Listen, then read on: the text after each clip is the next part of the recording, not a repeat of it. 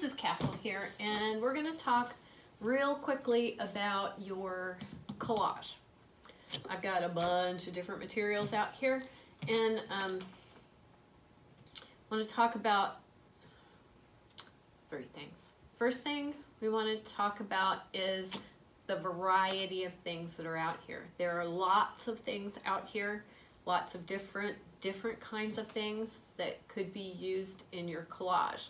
We have different kinds of wires, from pipe cleaners to this is called stovepipe wire, and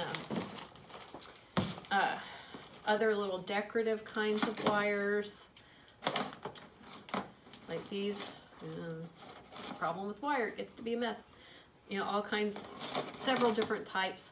And don't use the regular scissors on wire, use these. These are made for metal, and all of these wires contain metal, so please use these scissors. They're right inside that bucket, and I have more if you need them. So I have embroidery floss. I have a small number of beads.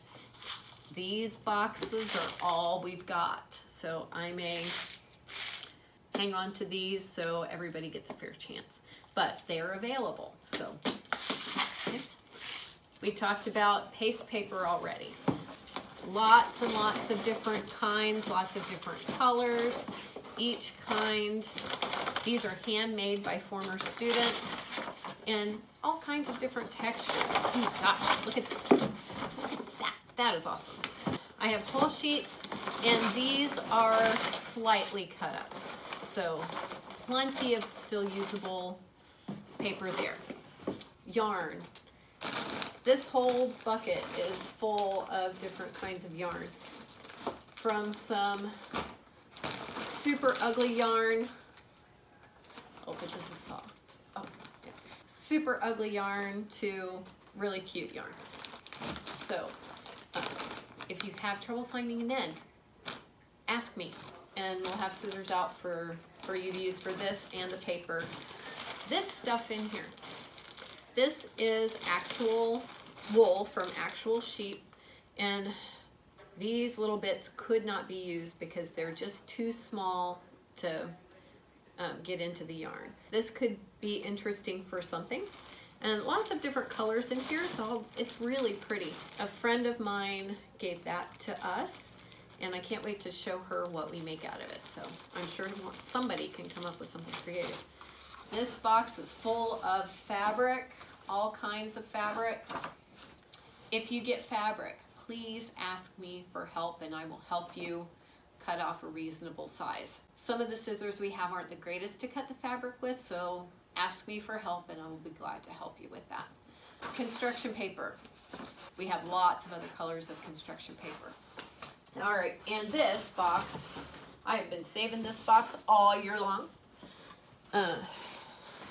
These are different kinds of painted things that people didn't want, students didn't want anymore.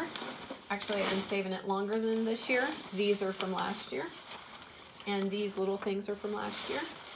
So there's all kinds of cool stuff in here. Ooh. From when we did printmaking, these are, the color is ink that was on the brayer, and people went off the edge of the block and the ink got on the paper. This is very pretty stuff, so I'm sure it could be useful to someone. Anyway, this is like 1, 2, 3, 4, 5, 6, 7, 8, 9, 10 different things that to start with. These are just the things that I can think of right off the top of my head that we had that we can use. The sky is the limit as far as variety is concerned.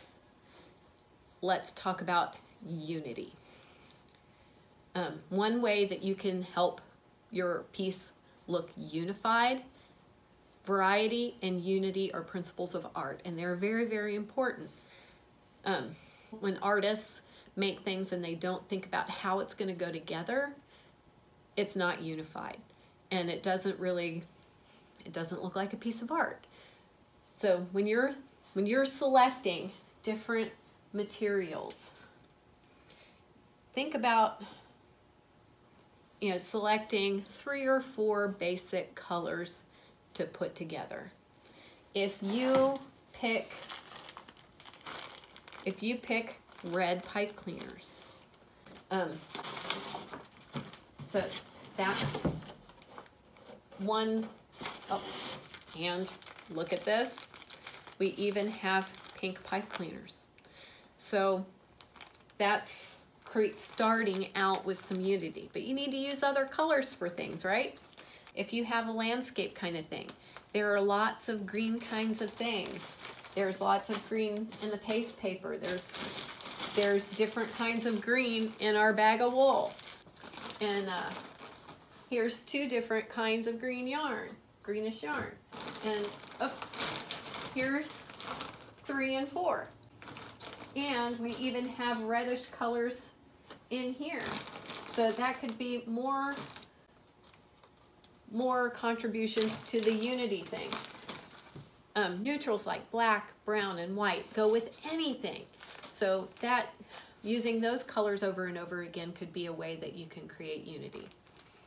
Unity can be created by using similar colors, similar color families, but so think about limiting the number of basic colors that you're going to use. So that's a couple of things to think about. Another thing to think about is texture. You know, the paste papers have different textures by the patterns that are on them. The wool has kind of a fluffy looking texture. The different kinds of yarns have different textures to them. Like this is kind of basic, and this is very soft and fluffy, and this one even has a different kind of texture to it. It's kind of lumpy. This boucle yarn has even a different texture. So but be careful because these are all yarn. Yarn is one item. So you're free to use as many kinds of yarn as you want, but that's one thing. Yarn is one thing. But think about the different textures that you can put together. The construction paper has a different texture from the paste paper. And these papers with the book pages that are painted, okay, I would count painted paper different from paste paper and construction paper and magazine paper. And it's like this with the designs that we put the paint on the paper and then used a straw to spread the color out. That has a different texture, and they're stuck together. And this is a different texture from this. And even some paper that was left over from an ink project. This has a different texture from either one of these. Consider the different textures that you're putting together, and that will also contribute to variety. So with your 7 different kinds of things that you need to put in your collage. The different fabrics that we have in here have different textures. Red, and we talked about the green. Yellow could be another color that you could put together with those. So that could be a color theme, red, yellow, and green. That works, that creates unity. And don't forget, so I hope you're getting as excited as I am, obviously, about our project. Keep track of what materials you're using, because I want you to use 7 different things. Because a collage isn't a collage without a lot of different stuff on it. I'll leave these things out. You can look them over until we start actually building your collage, and we'll talk more about that when it gets closer to the time. Okay, talk to you soon. Thanks for watching.